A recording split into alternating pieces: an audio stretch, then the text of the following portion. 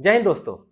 तो फटाफट जो अभिभावक हैं, जो स्कूल के ओनर्स हैं और टीचर्स हैं, चाहे वो गवर्नमेंट हो चाहे प्राइवेट हो, सभी लोग अगर ये वीडियो देख रहे हैं तो तुरंत रुक जाइए और रुक के ये पूरा वीडियो आप लोग एक बार देख लीजिए। देखिए, स्कूलों में जो है वो हिंसक प्रवृत्ति को बढ़ावा मिल रहा है। स्कूलों में बच्चों के साथ मारपीट की घटनाएं, उन्हें टॉर्चर करने की घटनाएं तरह तरह आप लोग खबरों में देख रहे होंगे, जो अक्सर मीडिया वाले कवर कर लेते हैं। लेकिन मारपीट के अलावा भी उस स्कूलों में कई ऐसी सारी चीजें होती हैं जो बच्चों तक ही सीमित हो जाती है। तो इस बढ़ती हुई हिंसक प्रवृत्ति को रोकने के लिए उत्तर प्रदेश सरकार काफी सजग है और अभी महानिदेशक जी का एक लेटर आया हुआ है और उस लेटर को हम लोग देखेंगे। हालांकि ये उत्तर प्रदेश की बात नहीं है, ये ऑल ओवर इंडिया की बात है। पूरे इंडिया में जितने भी स्कूल हैं सब पर लागू होते हैं। तो महानिदेशक जी का ये पत्र है जो 12 अगस्त को, ठीक है, 12 अगस्त को आया हुआ है, ठीक है। तो इसमें हम देखते हैं कि क्या क्या है जो पहले तो मना करना है, क्या क्या स्कूलों में नहीं होना चाहिए, ठीक है। तो ये विस्तृत पत्र है, लेकिन इसमें जो जरूरी चीजें हैं उन्हीं जरूरी चीजों को हम देखने का प्रयास करेंगे अथवा आप भी समझने का प्रयास करिए। जो अभिभावक हैं, जो स्कूल ओनर्स हैं, जो टीचर्स हैं, सभी लोग क्या करेंगे उसको देखने का प्रयास करेंगे, ठीक है। तो यहाँ पे देखें अगर हम, तो क्या क्या यहाँ पे नहीं करना है, यहाँ पे देख लीजिए आप।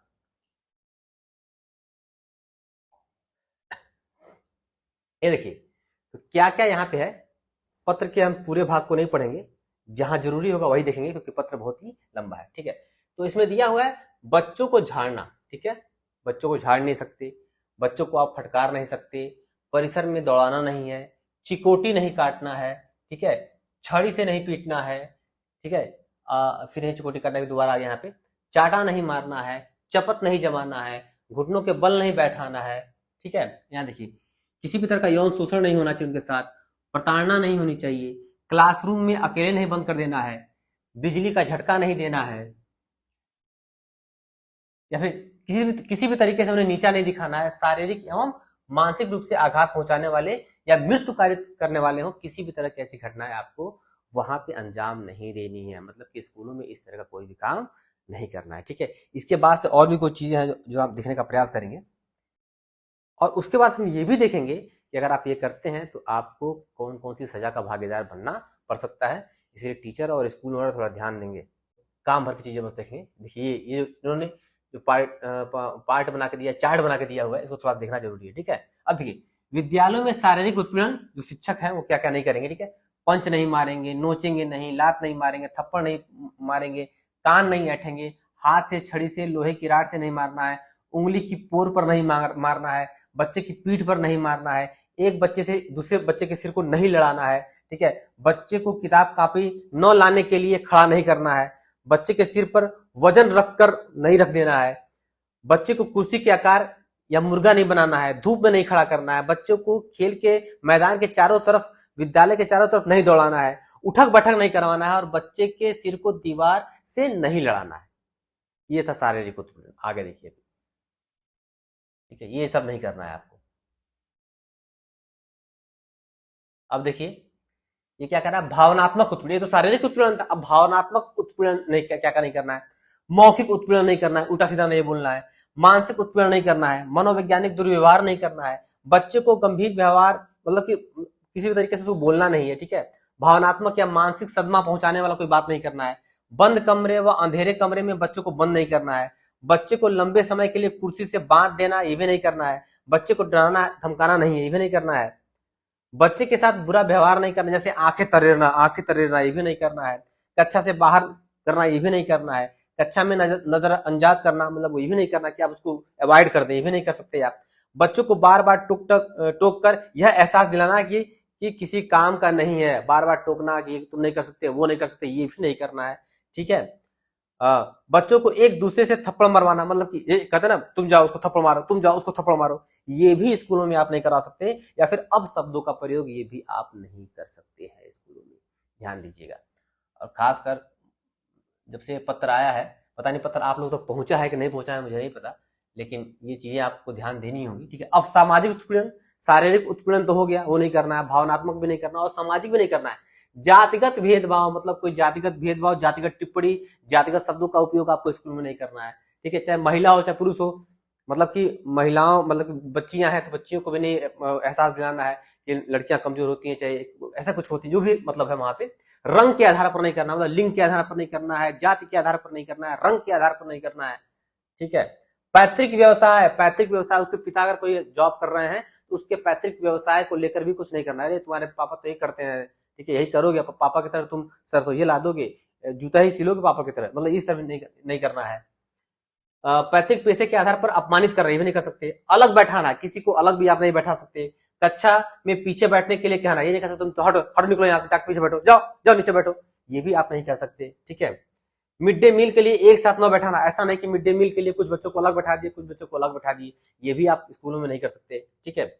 वंचित वर्ग के बच्चों द्वारा कोई प्रश्न पूछने पर अध्यापक द्वारा उत्तर न देना। यदि वंचित वर्ग का बच्चा कोई प्रश्न पूछ रहा है तो पता चला कि वो उत्तर ही न दे, ठीक है, जाओ नहीं बताएंगे, जाओ क्या करोगे, नहीं बताएंगे, बैठो, जाके घर पूछना, अपने पापा से पूछना, मम्मी से पूछना, हम नहीं बताएंगे, तो ये भी आपको नहीं करना, ये भी मतलब कि सजा में आ जाएगा, ठीक है। तो इस तरह का कोई भी नहीं करना है आपको। अब ठीक है, अब देखिए यौन क्षेत्र में, मतलब कि यौन शोषण बच्चों का नहीं करना है, ये तो अब सबको पता ही होगा, फिर भी एक बार पढ़ लेते हैं यहाँ पे, ठीक है। बच्चों को अश्लील सामग्री दिखाना, बिल्कुल आप नहीं दिखा सकते। बच्चों को निजी अंगों को छूना, बिल्कुल आप नहीं कर सकते, ठीक है। बच्चों की आपत्तिजनक तस्वीर लेना, ये भी आप नहीं कर सकते। आपत्तिजनक गतिविधियां करना, ये भी आप नहीं कर सकते। वीडियो बनाना, ये भी नहीं कर सकते। दुपट्टा खींचना, ये भी नहीं कर सकते। जब लड़कियां घर विद्यालय जा रही हो तो उन पर भद्दी टिप्पणी करना, ये भी आप नहीं कर सकते। लड़कों द्वारा लड़कियों को गलत नजरिए से आज से देखना, मतलब ठीक है, ये भी अपराध में आ जाएगा, ये तो वो नहीं कर सकते, अध्यापक वगैरह नहीं करते, लेकिन ये अपराध में आ जाएगा। बाकी ये सब तो आपको देखना ही देखना है, ठीक है। ये दंड के विविध प्रकार थे, ठीक है, यहाँ पे आपको मैंने दिखा दिया, तो ये सब आप नहीं कर सकते, ठीक है। देखिए उसके बाद टोल फ्री नंबर, अगर ऐसा मान लीजिए शिकायत आता है तो क्या हुआ कि एक क्या है, टोल फ्री नंबर दे दिया गया है 1800, अगर स्कूल में ऐसी घटनाएं होती हैं 889 और 3277, ठीक है, नंबर नोट कर लीजिए। इस नंबर से क्या कर सकते हैं आप, शिकायत दर्ज कर सकते हैं अगर स्कूल में बच्चे के साथ कोई इस तरह की घटना घटती है तो, ठीक है। अब देखिए ये तो खत्म हो गया लेटर। अब देखिए ये अगर मान लीजिए आप स्कूलों में बच्चों को पीटते हैं, बच्चों को मारते हैं, हिंसात्मक गतिविधि उनके साथ करते हैं, तो आप पर क्या सजा हो सकती है, आपकी सजा के भागीदार हो सकते हैं, थोड़ा इसको भी थोड़ा देख लिया जाए, ठीक है। ठीक है, मैंने यहाँ लिख रखा है, तो ये है कि जुवेनाइल जस्टिस एक्ट 2015, ठीक है, 2015 का एक्ट है, और इस एक्ट में ये है कि आप क्या क्या, इसकी जो धारा है 82(1), 82(2) और 82(3) में क्या क्या इसमें दिया गया है। तो पहला क्या है कि अगर मान लीजिए कि आप किसी बच्चे के साथ हिंसा करते हैं, मतलब शारीरिक रूप से मारपीट करते हैं, ठीक है, तो मारपीट नहीं हुआ है, अभी मैं आईपीसी की धारा बताऊंगा आपको, ठीक है। तो देखिए पहली बार क्या है, अब 82(1) के तहत, ठीक है, आपको 10,000, जो भी अध्यापक है, जो भी शिक्षक है, अगर वो बच्चों को मारता है, पीटता है, तो उसके ऊपर 10,000 रुपए का जुर्माना लग सकता है, जुवेनाइल जस्टिस एक्ट 2015 के तहत, ठीक है। और अगर दोबारा करेगा, मान लीजिए एक बार किया, 10,000 का जुर्माना लग गया, फिर आया, फिर शिकायत मिल गई, फिर मारा टीचर ये, तो उसके ऊपर क्या हो जाएगा, 3 महीने क्या हो जाएगा, उसको सजा हो जाएगी, 3 महीने का उसको सजा हो सकता है, अगर वो बच्चों को क्या करेगा, मारता है, पीटता है तो, ठीक है। 82(2) क्या कह रहा है, 82(2) कह रहा है कि अगर शिकायत मिलती है तो क्या किया जाएगा, उसको क्या कर देगा, स्कूल से क्या कर दिया, सस्पेंड कर दिया जाएगा, तो वो सस्पेंशन की भी प्रक्रिया उसकी हो सकती है, यहाँ पे है, ठीक है। 82(3) कह रहा है कि अगर मान लीजिए कोई जांच हो रही है, मान लीजिए बच्चे को मारा है कि नहीं मारा है, किसने मारा है, किसने मारा, किस तरह की गतिविधि हुई, तो अगर इसमें जांच हो रही है और जांच में टीचर कोई सहयोग नहीं कर रहा है, तो उसके बाद ही 3 महीने क्या हो सकता है, सजा उसके ऊपर हो सकती है। तो जस्टिस जुवेनाइल एक्ट 2015 के तहत क्या सकता है, आपको सजा आपकी हो सकती है, ठीक है।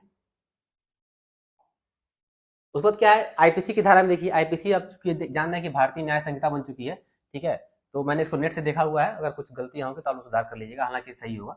तो आईपीसी की 115, 118, 118(2) और 109, ठीक है, ये उल्टा हो गया है, ठीक है, ये आपका हो जाएगा बीएनएस, ये आपका बीएनएस भारतीय न्याय संहिता और आईपीसी, ठीक है। तो आईपीसी की 323, हालांकि आईपीसी से ज्यादा आप लोग परिचय होंगे, भारतीय न्याय संहिता तो मैं देख लीजिएगा, इससे ज्यादा आप लोग परिचित होंगे। तो 323 कहता है कि मारपीट, अगर आपका क्या हो जाएगा, ठीक है, अगर बच्चों को आपने मार दिया, बच्चों को पीट दिया, तो 323 आईपीसी की 323 की धारा आपके ऊपर लग सकती है, ठीक है। अगर मान लीजिए कहीं चोट लग गई, कहीं खनोच आ गई, कहीं कट गया, कहीं फट गया, सर फट गया, ठीक है, तो क्या हो जाएगा, 324 की तरह जख्मी करने का क्या हो सकता है, आपके ऊपर धारा लग सकता है, जो सजा होगी आपको सजा झेलना ही पड़ेगा, ठीक है।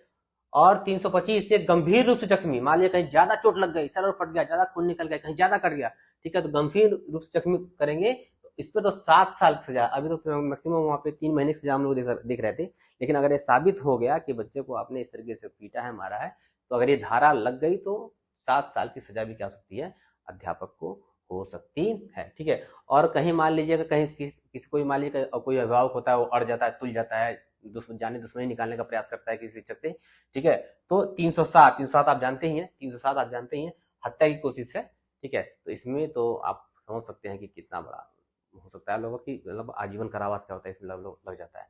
अब यह बहुत गंभीर होता है, ठीक है। तो ये यही है। अब बीएनएस में ये बदल गया है, 323 का 115 हो गया है, 324 का 118 हो गया है, 325 का 118 2 हो गया है, 307 का 109 हो गया। ये सब मतलब की धाराएं हैं, बदल गई है जो। हालांकि आपको ये समझना है कि मामला गंभीर है, बच्चों को आप प्यार से पढ़ाइए, मारना पीटना आप छोड़ दीजिए, ठीक है। ये आपका हो सकता है, ठीक है।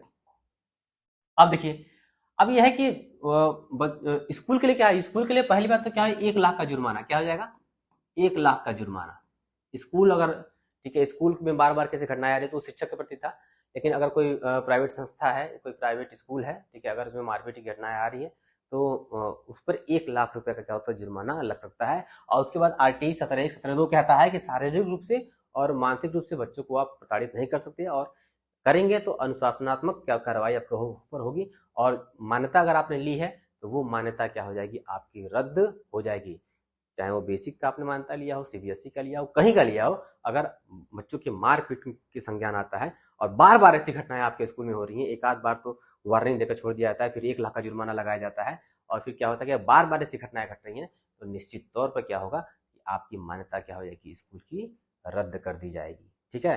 तो स्कूल वाले जो भी हैं भाई, पहले तो जिन भी अध्यापक, जो भी स्टाफ आपका है उसको रखिए, तो पुलिस वेरिफिकेशन इसका होना चाहिए। ये नियम कानून कहता है कि पुलिस वेरिफिकेशन होना चाहिए। पता नहीं कितने स्कूल वाले कराते हैं, कितने स्कूल वाले नहीं कराते हैं, ये तो अलग की बात है।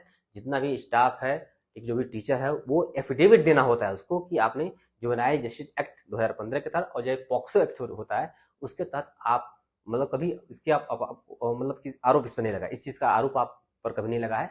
ये दोनों चीजों को आपको एफिडेविट के तौर पे देना पड़ता है प्राइवेट स्कूलों में, जो भी स्टाफ वहां पे होता है। तो ये स्कूल वालों को लेना चाहिए और पूरा नजर रखना चाहिए अपने अध्यापकों पे कि वो अध्यापक जो हैं वो बच्चों के साथ कैसा व्यवहार कर रहे हैं। तो फिर आप, ठीक है, जो भी अध्यापक हैं, चाहे प्राइवेट हो चाहे वो सरकारी हो, आप ध्यान दें, इन चीजों को ख्याल रखें और बच्चों के साथ किसी भी तरीके से हिंसक गतिविधि में आप लिप्त नहीं होंगे। स्कूल वाले हैं, अच्छा मैनेजमेंट करें, अच्छा ध्यान दें कि हम पे स्कूल में जो गतिविधियां हो रही हैं, जो अध्यापक हैं, जो टीचर हैं, वो किस डिसिप्लिन के साथ बच्चों को पढ़ाने का काम कर रहे हैं। और जो अभिभावक हैं वो भी देखें कि उनके बच्चों के साथ स्कूल में क्या हो रहा है। अगर इस तरह की गतिविधि हो रही है, बच्चों को मारा जा रहा है, बच्चों को पीटा जा रहा है, तो ये मात्र मारने पीटने की समस्या नहीं है, ये बहुत ज्यादा प्रभाव बच्चों के मन मस्तिष्क पे डालता है। तो इस पर बहुत ही ध्यान देने की आवश्यकता है। अगर इस तरह की हिंसक गतिविधि स्कूल में हो रही है, मारपीट की घटनाएं स्कूल में हो रही हैं, तो आपको भी क्या करना है, इसके ऊपर रिपोर्ट करना है, ठीक है। तो ये अब आपके ऊपर ये सवाल ये है कि आप बताइए कि क्या इस तरह का इतना नियम कानून क्या सही है, ठीक है, क्या सही नहीं है, वो आप कमेंट में बताइएगा। लेकिन अगले वीडियो में मैं ये तो पक्का लेके आऊंगा, ये बताऊंगा कि हाँ, अगर ये चीज आप नहीं कर सकते हैं तो स्कूल में अच्छी पढ़ाई, स्कूल में अच्छा अनुशासन, ये क्यों लोग करते हैं, ये मारपीट क्यों करते हैं स्कूलों में, कि बच्चा अच्छा पढ़ ले या फिर स्कूल का नाम ना खराब हो, स्कूल में अनुशासन अच्छा रहे। जहाँ तो अनुशासन के ऊपर रहता है, डिसिप्लिन, हमारे स्कूल का डिसिप्लिन बहुत अच्छा रहे, ठीक है। तो उसको सही करने के लिए, पढ़ाई को सही करने के लिए, ठीक है, लोग क्या करते हैं, बच्चों को मारते पीटते। कुछ लोग तो ऐसे कुछ टीचर तो ऐसे ही फ्रस्ट्रेट होते हैं, वो तो ऐसे ही आके मार देते, पीट देते, वो अलग है। तो फिर भी मैं ये बताने का प्रयास करूंगा अपने अगले वीडियो में कि बिना मारपीट के, बिना डराए धमकाए, ठीक है, किस तरीके से आप स्कूलों में जो अनुशासन है उसको बेहतर कर सकते हैं। उस अगले वीडियो का आप इंतजार करेंगे और इसको आप जरूर संज्ञान में लेंगे। जय हिंद, जय भारत। मिलते हैं अगले वीडियो में।